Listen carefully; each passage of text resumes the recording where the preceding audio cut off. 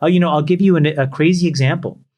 What happens to all the people in the United States that are on ARM mortgages, right? Adjustable rate mortgages.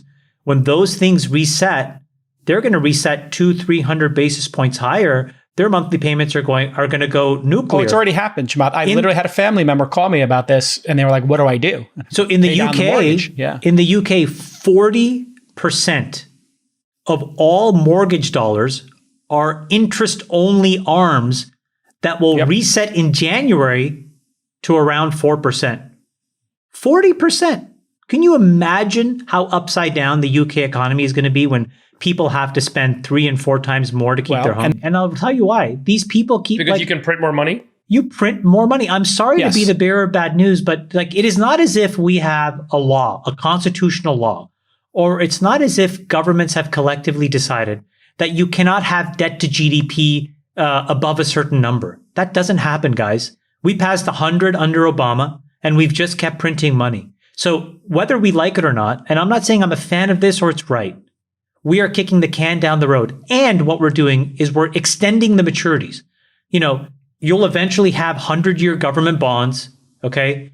Just like you have now, multi-decade long corporate bonds. I think the Liz Truss thing is really actually a microcosm of how, unfortunately, Western governments are working. But I think there's a silver lining.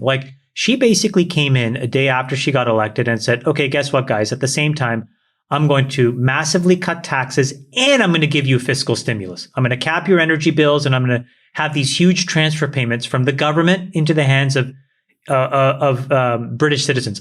I'm not going to comment on whether that's right or wrong. But the financial markets, to your point, David, absolutely hated it. And within a few days, you basically saw the pound get crushed. But then what did you see? You saw the Bank of England decide that financial stability was more important than financial viability, meaning the things that she wanted to do were not viable. So you could have let the financial markets sort this out, which would have forced the prime minister to basically abandon the policy.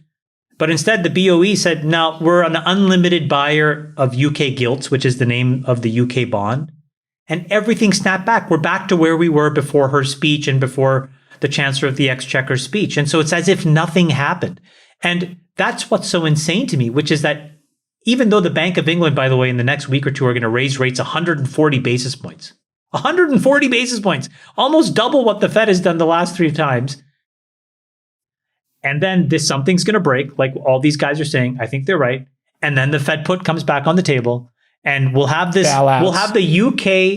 The UK thing happened in 6 days.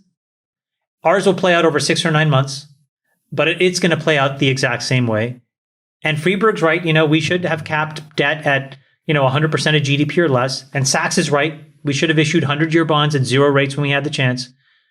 We didn't do either of those. Why is the not competent? Are they just not competent? No, I think they are competent, but I think that they're a little bit fighting with one hand tied behind their back. I think if you had to take the other side, Sachs, the problem is they have a very specific strain of data that they focus on. And that data has all these weird anomalies to it. They should look at rent data. But the way that the rent data works is that, you bleed it in 1/6 a month over 6 months. Just as an odd example, or used car data only comes in a certain way. So I think if you went to a board of directors meeting for your company and said, how's the business doing? And the CEO says, we're going to have data from 6 months ago. And it's like, okay, I got that. But what about last week? You would fire that CEO, to your point, Jason. And these things are knowable today. There are businesses, for example, that are selling billions of dollars worth of IoT sensors here and there, energy sensors here. Everything is connected to the internet. Everything is automated. Everything is running in code. You would think that the government would say there's a national level directive here to get this into some kind of a system that we can use because these decisions are becoming more and more important. I think that would be a wonderful idea and a project, and it would have huge value. Well, to your point, there's the Fed is actually known as the gold standard of transparency. So the IMF has kind of a view on how all these central banks act. Last week, they actually excoriated, and this hurts me to say, Canada, because of their lack of transparency. Apparently, Canada doesn't even put out minutes.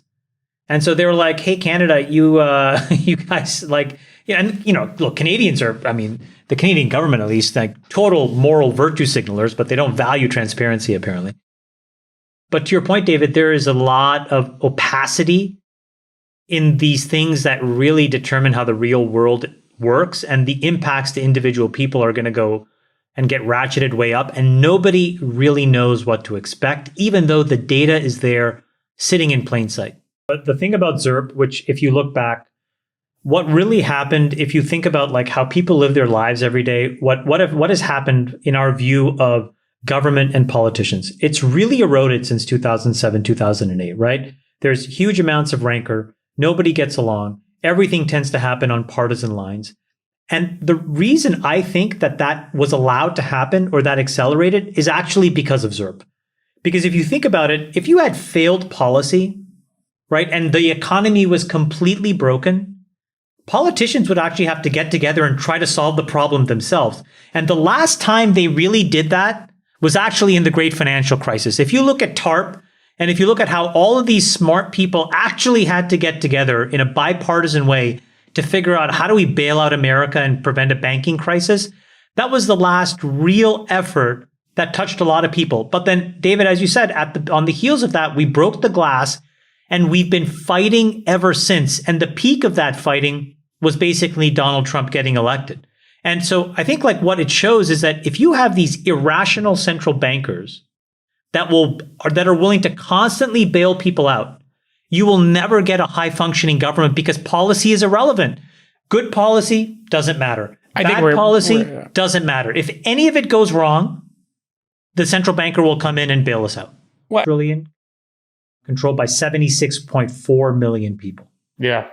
So if you want to really talk about the rich in a global context, the rich are very specifically US boomers. Yep. 6 million people. How much of it is their homes? I mean, they were at Woodstock. They lived the best life in the best times. They enjoyed the most of the peace dividend in the 80s and the 90s and the 2000s. They are the ones that control everything. It's pretty crazy. I think it's less like Jeff Bezos and Gates and Musk. It's boomers. That, if you want to go and really zoom out and get it right, it is boomers. It's 1% of the global population that controls 1/7 of the global wealth. And they're all in the United States. US boomers. Corgan's never did it for me. Billy Corgan's voice was always like, ah! Yeah, that's great. Really annoying. Rage Against the Machine. I've given the message before, but like, take care of your health. Yeah. Take care. Like there are these incredible drugs. I just want to call out. Health is wealth. If Lipitor, for example, or Crestor, or these statins are not working for you, there's this next generation kind of drug called the PCSK9 inhibitor, which essentially is effectively a gene therapy that's modeled after this very specific group of folks in the Nordics, I believe, who actually have effectively immunity against heart disease. And so it's taken 20 years to refine this drug, but this drug is a wonder drug. And